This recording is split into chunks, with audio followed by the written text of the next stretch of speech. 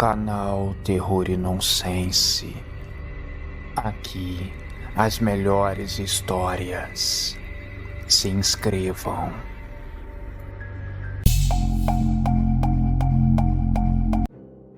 Uma grande tormenta assolava a cidade, trazendo grandes transtornos e inundações por diversos bairros.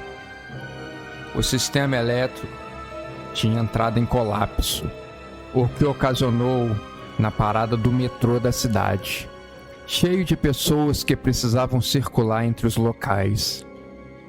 Depois que o maquinista deixou bem claro que as pessoas precisavam se acalmar e esperar a tempestade passar, ele acabou passando mal e desmaiando. Um adolescente ligou a luz da lanterna do seu celular e propôs um desafio aos amigos que estavam ali com ele: explorarem os túneis do metrô. Quem sabe a gente não encontra a múmia do grande faraó Akhenaton. E nessa parte da fala, ele usou a sua melhor voz misteriosa, justo para causar medo. Então, o grupo de adolescentes rebeldes forçaram uma das portas e abriram, ganhando a liberdade do metrô para explorar aqueles túneis macabros e escuros. Conforme eles avançam pelas passagens escuras, eles descobrem inscrições antigas nas paredes e sentem uma presença sinistra ao seu redor.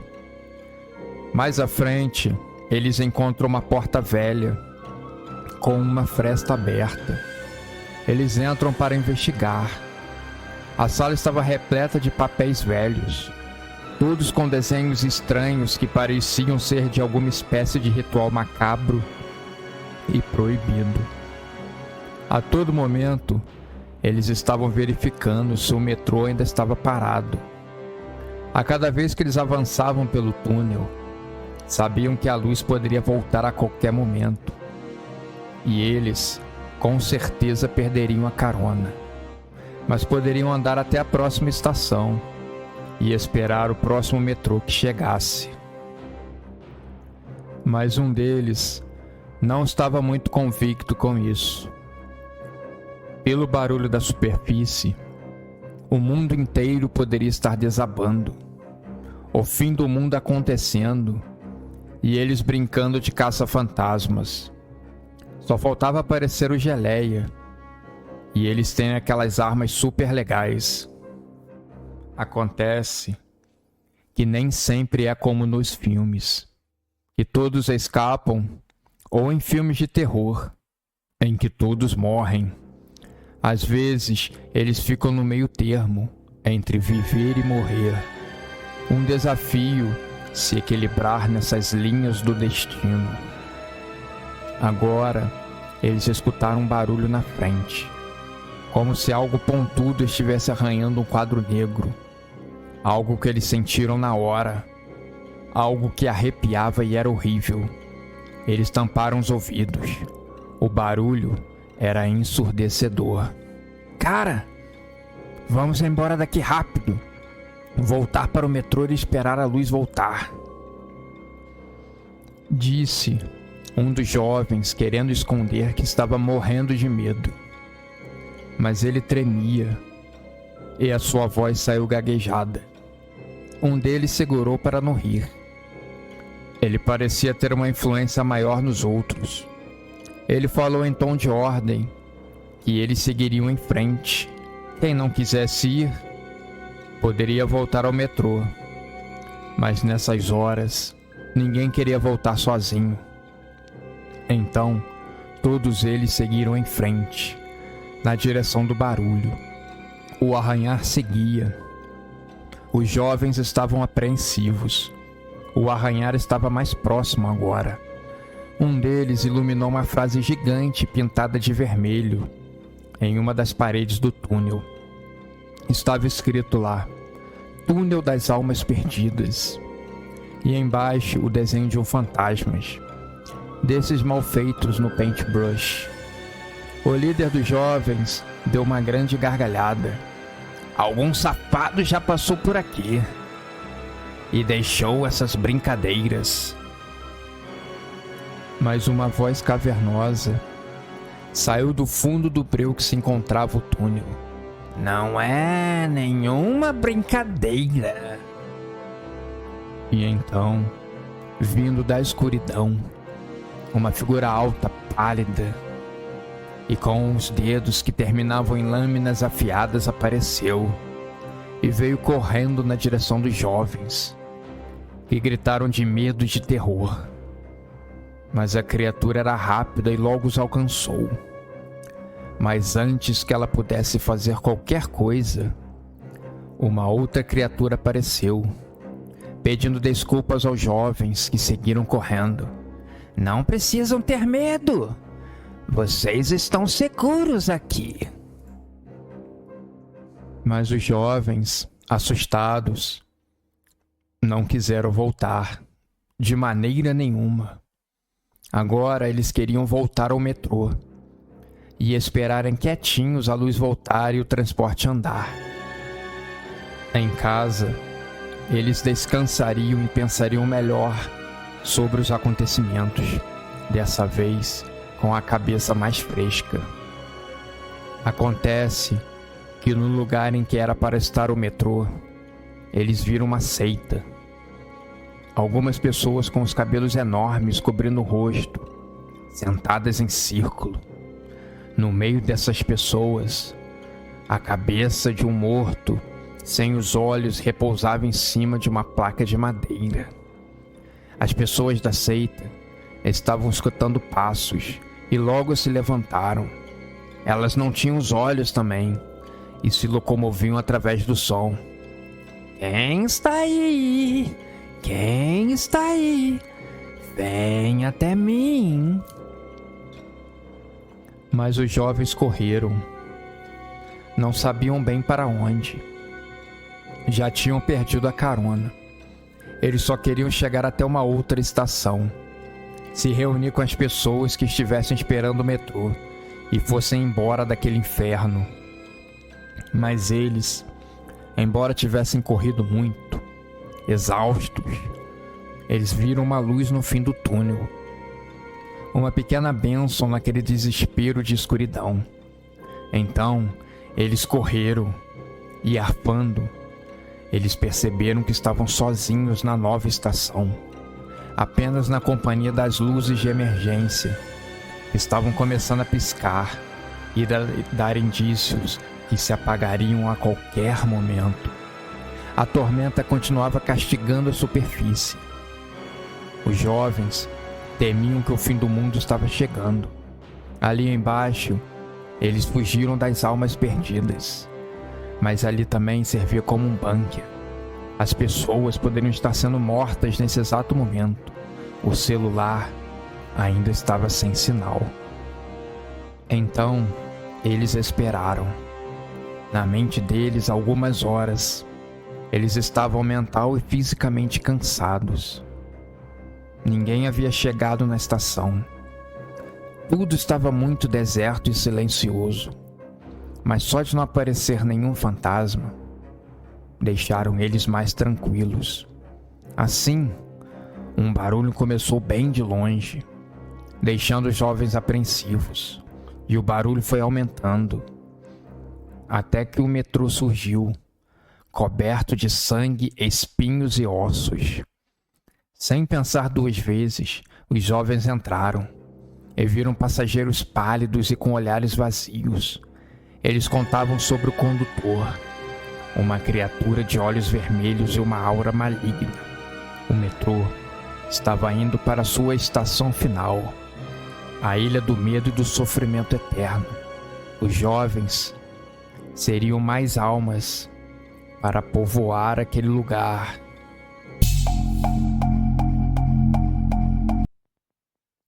Pode trazer um pouco mais de café? Agradeceu Diniz, um jovem ambicioso que tinha pretensões de subir muito rápido na hierarquia da empresa. Ele sabia que era o mais talentoso e uma vaga havia sido aberta em pouco tempo. Ele e mais alguns estavam concorrendo a ela. O chefe, responsável pela indicação, precisava da conclusão de um relatório super importante, que deveria ainda demorar alguns dias para ficar pronto. Mas Diniz hoje tem a convicção que, se virar à noite, consegue deixar tudo pronto e enviar por e-mail ao seu chefe, até no máximo antes do amanhecer. Dia seguinte era feriado, ninguém ia trabalhar. O último computador foi desligado. A última pessoa no prédio se despediu de Diniz. Não vá embora muito tarde, jovem. É perigoso arriscar a sua saúde ficando até de madrugada na empresa, disse um empregado mais experiente, batendo no seu ombro. Diniz deu um sorriso de lado. Estava compenetrado naquele relatório. Queria fazer a mais brilhante apresentação de todas. Depois que a vaga fosse sua, teria todo o tempo do mundo para relaxar e fazer planos para o futuro. Ele tinha ao seu lado o seu melhor companheiro, a garrafa térmica lotada de café. Elétrico, ele pesquisava dados e incluía no relatório em um ritmo frenético. O café estava deixando ele ligado além do normal. Volta e meia, olhava o quadro de um homem idoso, porém muito forte para sua idade, pendurado do outro lado da sala. Era o fundador daquela empresa milionária, uma mente brilhante e pioneira no seu ramo. Vou ser melhor do que você, Diniz pensava. De repente, um vento frio soprou por toda a sala. Diniz se apertou no seu casaco. Olhou ao redor e viu que tinha uma janela entreaberta. Ele foi lá e a fechou. Não poderia se distrair. O relatório tinha que ser finalizado. Mas assim que ele colocou as mãos no relatório e digitou os primeiros números, o vento frio voltou a soprar pela sala. Mas dessa vez, apagou as luzes fracas que ainda restavam acesas naquela sala do prédio, deixando Diniz totalmente no escuro.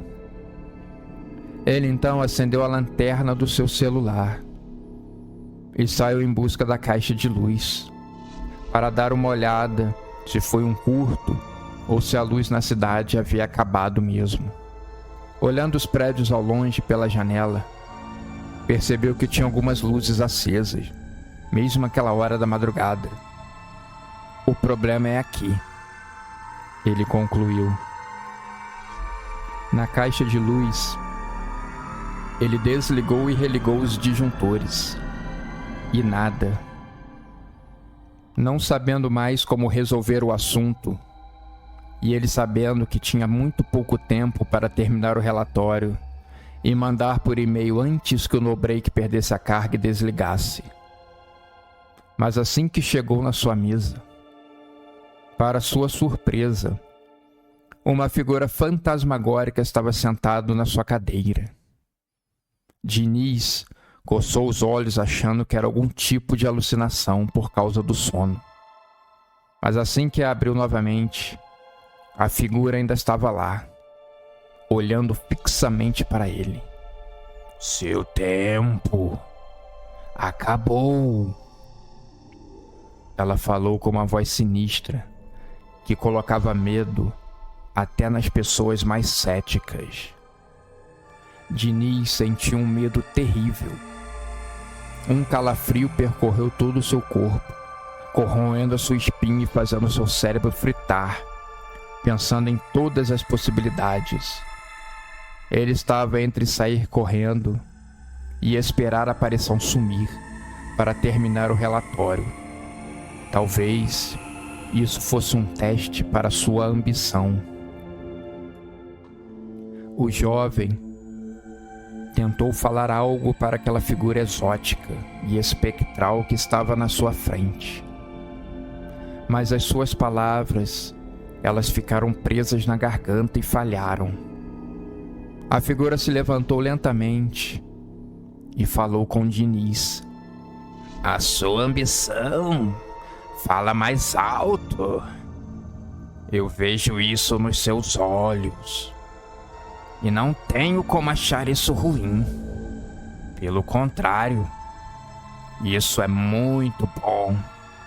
E o que você tem aí dentro? Isso é muito valioso para mim. E assim que terminou de falar, a figura estendeu a sua mão comprida e magra, com todas as veias e ossos salientes, para o jovem, que hesitou um momento, mas acabou apertando. Nesse momento, uma escuridão total os envolveu, e na cabeça de Diniz se formou um mosaico intenso e grande de ideias. Muitas coisas boas começaram a borbulhar, e ele tinha a plena convicção que a vaga era sua.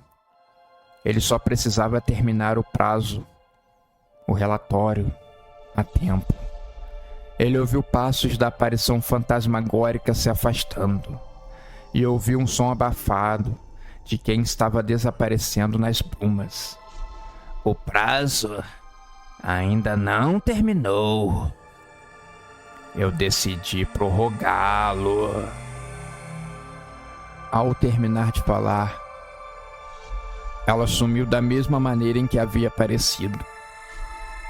O ar que estava gelado se dissipou, e as luzes que haviam se apagado voltaram rapidamente, trazendo um pouco de normalidade àquele local de trabalho.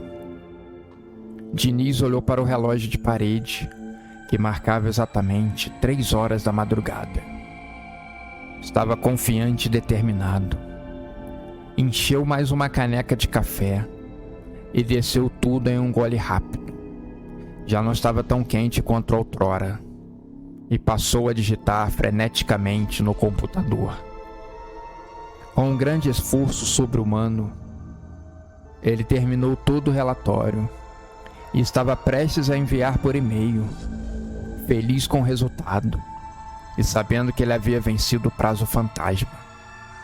Olhando pela janela, já conseguia perceber os primeiros raios de sol surgindo. Preciso ir para casa descansar um pouco, ele pensava. Mas assim que ele apertou o botão de enviar, no clique do botão Enter do teclado, a tela do computador se apagou completamente e um estrondo ensurdecedor ecoou pela sala.